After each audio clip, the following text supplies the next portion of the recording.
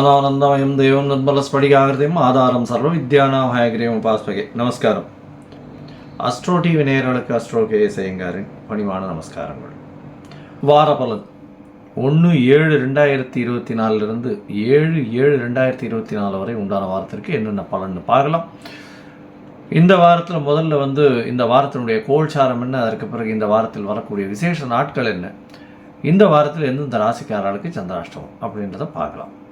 இந்த வாரத்தில் கோல்சாரம்னு சொன்னால் காலபுருஷ தத்துவத்தின் முதல் ராசியான மேஷத்தில் செவ்வாய் ஆட்சி பெற்று இருக்கிறதும், ரிஷபத்தில் குரு பகவான், மிதுனத்தில் சூரியன் சுக்கிரன், கடகத்தில் புதன், கன்னியில் கேது, சனி கும்பத்தில், மீனத்தில் ராகு.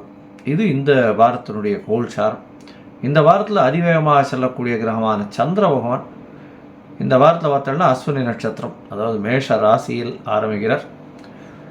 கடக ராசி பூச நட்சத்திரம் வரலாம் போகிறார். 4 ராசி போகிறார். இந்த வாரத்தில் வரக்கூடிய விசேஷ நாட்கள் அப்படின்னு சொல்லக்கூடியது அப்படின்னா, ஏகாதசி வருது. 2ஆம் தேதி அன்றைக்கி 2/7/2024 அன்றைக்கி ஏகாதசி. வைணவர்களுக்கு ஒரு மிகப்பெரிய ஏற்றமான நாள். அதை தவிர கூர்ம ஜெயந்தி அப்படின்னு சொல்லுவாள். கூர்மாவதாரத்தை போற்றக்கூடிய நாளாக சொல்லக்கூடியது. அதற்கு அடுத்த நாள் ஏகாதசி சொல்ப நாடி தான் இருக்குது. அதுக்கப்புறம் துவாதசி வருது. இருந்தாலும் அடுத்த நாள் சாயந்தரம் பார்த்தோன்னா திரையோதசி, அதாவது பிரதோஷ காலம் வருது. சிவபெருமானுக்கு ஏற்றது பிரதோஷ விரதம் இருந்து சாயந்தரம் அந்த பிரதோஷத்தினுடைய தீபாராதனையை பார்த்துட்டு, நந்தி தேவன் முன்னாடி இருந்து அங்கே தீபாராதனையை பார்த்துட்டு அதற்கு பிறகு பிரதோஷ விரதத்தை முடித்து சாப்பிட்றது அப்படின்றது ரொம்ப விசேஷம். இதன் மூலியமாக நீங்கள் எண்ணிய காரியங்கள் நிச்சயமாக வெற்றி பெறும். எது இருந்தாலும் அதில் வெற்றி கிடைக்கக்கூடிய வாய்ப்புகள் நிச்சயமாக உண்டு. சிவ வழிபாட்டில் மிகப்பெரிய ஏற்றமான விசேஷமான ஒரு விஷயம்ன்றது இது பிரதோஷம். அதற்கு அடுத்து பார்த்தோம்னா அமாவாசை வருது. அதுக்கு அடுத்த நாள் அதாவது 5ஆம் தேதி அன்னைக்கு பார்த்தோம்னா அமாவாசை. அதற்கு பிறகு ஆஷாட பிரதமை அப்படின்னு சொல்லக்கூடிய 6ஆம் தேதி அன்னைக்கு ஆஷாட பிரதமை. இந்த வாரத்தில் 4ஆம் தேதி அன்னைக்கு அவமாகம் அப்படின்னு போட்டிருக்கும். அவமாகம் அப்படின்னா 3 திதியோ நட்சத்திரமோ யோகமோ ஒரே நாளில் வர்றது அவமாகம். இந்த காலகட்டம் ஏன் போட்டிருக்கு அப்படின்னா, திருத்தியை, சதுர்த்தி அண்டு அமாவாசை, இந்த 3 திதிகளும் வந்துடுறது. எப்படி வருது அப்படின்னா, 4ஆம் தேதி அன்னைக்கு திருத்தியை ஒரு சொல்ப நாள், ஏதாவது ஒரு நாழிகை 2 நாழிகை தான் இருக்குது. அதுக்கு அடுத்தது சதுர்த்தி பார்த்தேன்னா சதுர்த்தசி பார்த்தேன்னா திரையோதசி, சதுர்த்தசி பார்த்தேனால் 14ஆம் நாள், அதாவது கிருஷ்ணபக்ஷ சதுர்த்தசி பார்த்தேனால் 54 நாழிகை 35 வினாழிகை இருக்குது. அது சூரிய உதயத்துக்கு முன்னாடியே முடிஞ்சுடுறது. அதற்கு பிறகு பார்த்தேனால் சூரிய உதயத்துக்கு முன்னாடியிலேருந்து அமாவாசை திதியும் ஆரம்பிச்சு விடுறது. அதனால் 3 திதி வர்றது இந்த நாளில். நம்மளுக்கு பார்த்தேனால் திதி அப்படின்னு சொல்லக்கூடியது இன்றைய சூரிய உதயத்திலிருந்து அடுத்த நாள் சூரிய உதயம் வரையிலும் கணக்கு. அதனால் இந்த காலகட்டத்தை 60 நாழிகைன்னு சொல்லி, இந்த 60 நாழிகையில் 3 திதிகள் வந்ததே ஆனால் அது அவமாகம் அப்படின்னு சொல்லக்கூடியது. இந்த அவமாகம் அப்படின்னு வந்தால் என்ன அப்படின்னா, அந்த காலகட்டத்தை விசேஷ காரியங்கள்லேருந்து தவிர்ப்பான். அது நல்லதில்லை அப்படின்னு சொல்லக்கூடியது.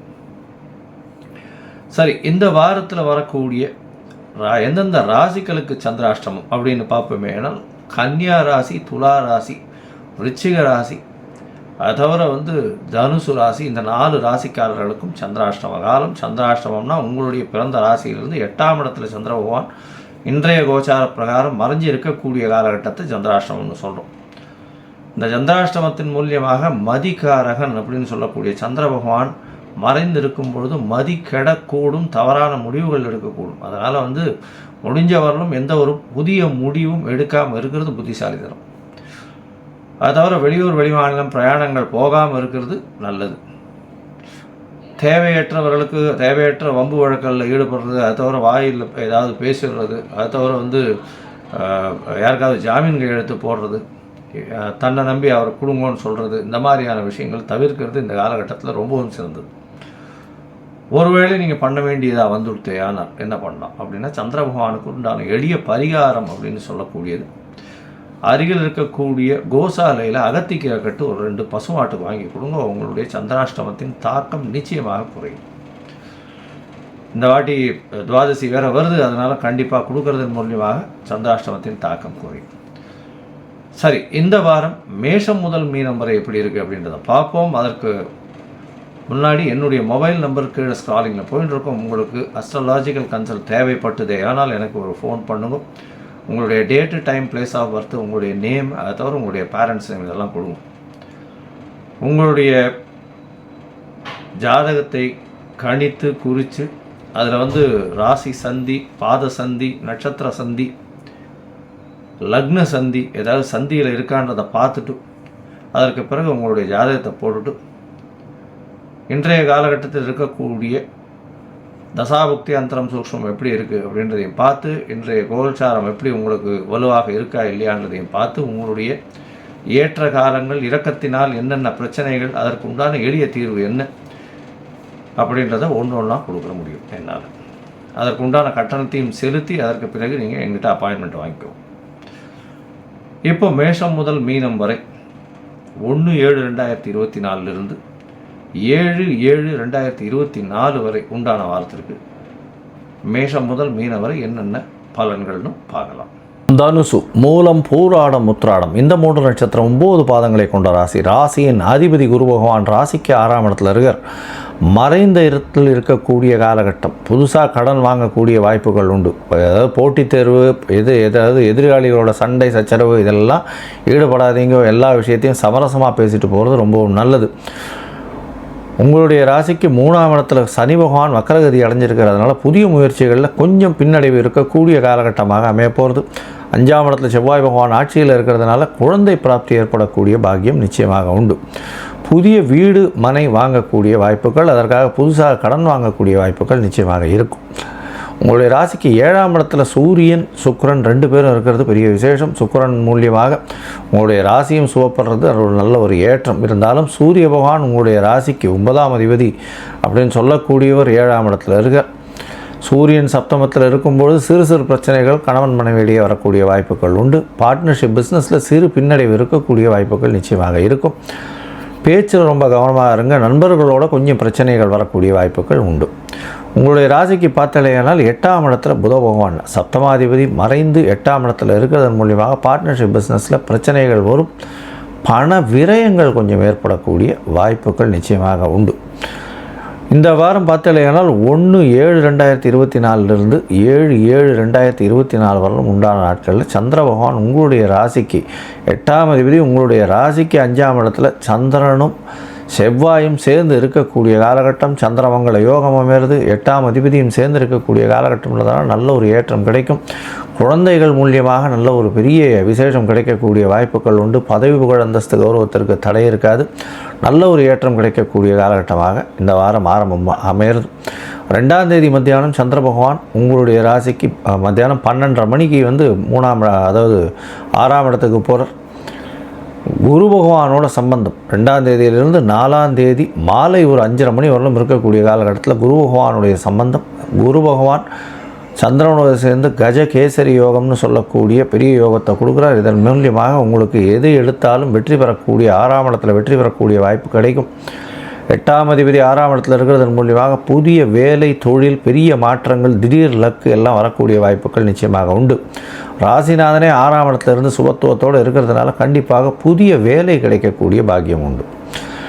வேலையில் ப்ரமோஷன் மூலியமாக வெளிநாடு, வெளியூர், வெளிமாநிலம் ட்ராவல் பண்ணுறதுக்கு உண்டான காலகட்டங்கள் நிச்சயமாக அமையும். உங்களுடைய ராசிக்கு சமசப்தமத்தில் சந்திர பகவான் போகிறார். 7ஆம் இடத்துக்கு சந்திர பகவான் போகும்பொழுது பார்த்தாலேயானால் 4ஆம் தேதியிலிருந்து 6ஆம் தேதி இரவு வரலும் இருக்கக்கூடிய காலகட்டம். 6ஆம் தேதி இரவு 11 மணி வரலும் சமசப்தமத்தில் இருக்கார். சந்திரன், சூரியன், சுக்கிரன் 3 கிரகங்கள் சமசப்தமத்தில் இருக்குது. சந்திரனும் புதனும் பரிவர்த்தனை யோகம் அமைகிறார். 8ஆம் அதிபதி 8ஆம் இடத்தில் ஆட்சி பெற்றதற்கு சமம் இருந்தாலும் இப்போ பரிவர்த்தனை யோகத்தில் இருக்கக்கூடிய காலகட்டம். சந்திர பகவான் சமசப்தமத்தில் இருக்கிறதுனால கண்டிப்பாக எதிர்பாலினத்தவரோடு சிறு சிறு பிரச்சனைகள் வரும். பார்ட்னர்ஷிப் பிஸ்னஸில் சிறு சிறு தொய்வு ஏற்படக்கூடிய வாய்ப்புகள் நிச்சயமாக உண்டு. உங்களுடைய ராசிக்கு 8ஆம் இடத்துல சந்திர பகவான் போகிறார். சந்திராஷ்டம காலம்னு சொல்கிறோம். 6ஆம் தேதி ராத்திரியிலிருந்து 9ஆம் தேதி காலை ஒரு 9:30 மணி வரலும் இருக்கக்கூடிய காலகட்டத்தை சந்திராஷ்டம காலம்னு சொல்கிறோம். புதிய முயற்சி வேண்டாம். அதை தவிர தேவையில்லாமல் யாரும் கையெழுத்து போட்டுறாதீங்க.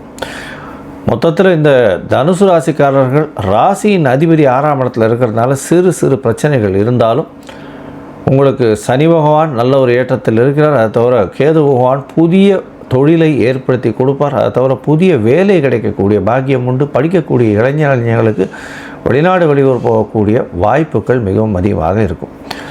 இந்த வாரம் தனுசு ராசிக்காரர்கள், அதுவும் இந்த பொற்கொள்ளர்கள், அதை தவிர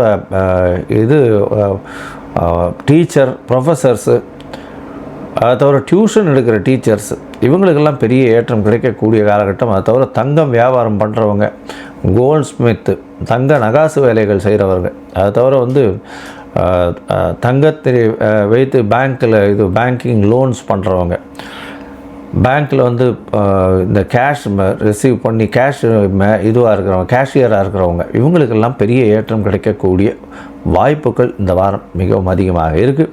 நீங்கள் அருகில் இருக்கக்கூடிய நாமக்கல் ஆஞ்சநேயரை போய் சேவிச்சுட்டு வாங்க. அங்கே நரசிம்ம பெருமாளையும் போய் சேவிச்சுட்டு பானகம் பண்ணி சமர்ப்பிச்சுட்டு வாங்க.